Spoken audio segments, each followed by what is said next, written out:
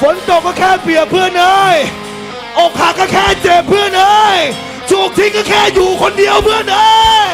ขอเสียงคนตัวคนเดียวในวันที่ฝนตกแรงๆหน่อยว้ายฉันอยากจะรู้ว่าตรงที่เธอยืนนั้นกัน